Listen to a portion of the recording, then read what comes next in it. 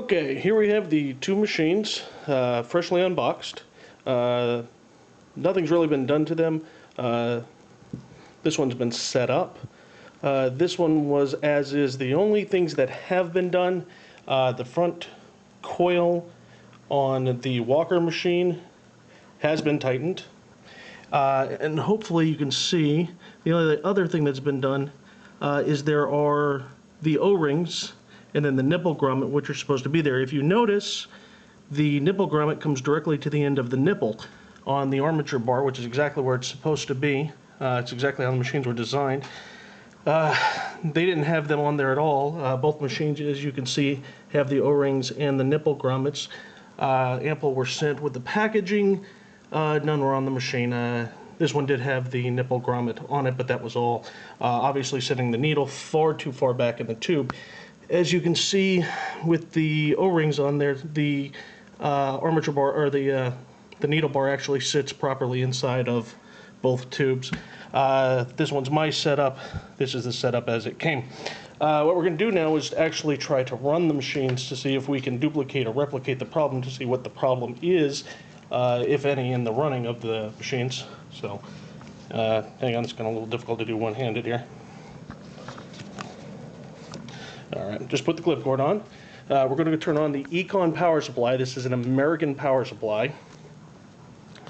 Looks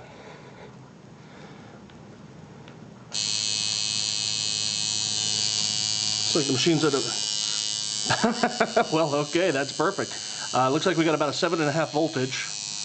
And the machine sounds fantastic. Let me see if we can turn it up just a little bit here. This is... the voltage up to around 8.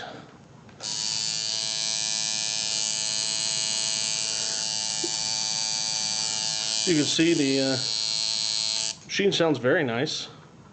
Runs very, very well. Sorry for the quality here. It's not the best quality of the video. I don't have a professional camcorder. But the machine sounds like it's running great. It just is at 8 volts. Looks like the problem was you had the machine turned to 12 volts in the video that Jen had showed me, and you can't just turn a machine on to a particular voltage that another machine you had runs and expect it to run properly. All machines are different, and you are going to have machines that start off at around 4 volts and some that run up to 12, but 12 is a really, really high number to be running any machine at. And truth be told, most machines, if you run them at that speed, you're just going to chew skin up like there's no tomorrow. Let's take a look at the walker, see if there's a problem there.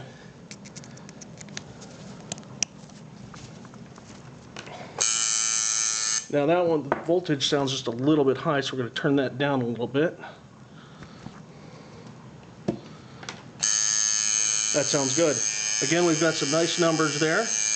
We've got no follow-through on the display. We've got a machine that feels very powerful. I mean, everything coming out of there.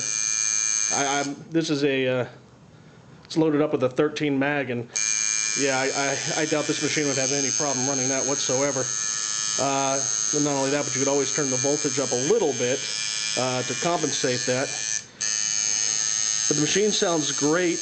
As you notice, there's no skipping, there's no sparks, there's no problem with either one of these machines, it appears. It just, from the video, and it just looks like you had the voltage cranked on these things way too high. That in combination with the not having the setup done properly. You obviously didn't have the nipple grommets on that one, nor the O-rings. I don't know how many machines you own or how many machines you've ever used, but you can't just throw a machine on a power supply, crank the voltage up as high as it'll go, and just expect the machine to go. All machines are unique, and these two are custom builds. I mean, they're not going to run like a box machine. Again, I understand you had problems with them, but it seems like the problems you had was due to your lack of knowledge of how to run a machine or how to tune a machine properly. Guess there's not much more to say other than it's really too bad. Both these machines seem to run very well and seem to have a lot of power, and it's really too bad that you didn't give them the the attention that they deserved. They probably could have helped you improve your artwork.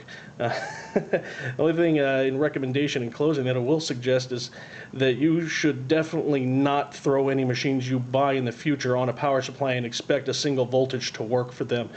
You literally are going to chew up people's skin. You're going to scar people's skin running at that high a voltage. I mean, like I said, you may have 1 or 2 machines that had bad coils that, you know, just were not done properly, or maybe the coils just had really thick bobbins on them, so they required a higher amount of voltage to create the proper magnetism to pull the armature bar down. But by and large, just turning any machine that I've ever run, and you know, I've run hundreds and hundreds of different machines over the you know, 10, 15 years I've been tattooing and building machines. You're going to just tear people's skin up, and that's just ridiculous.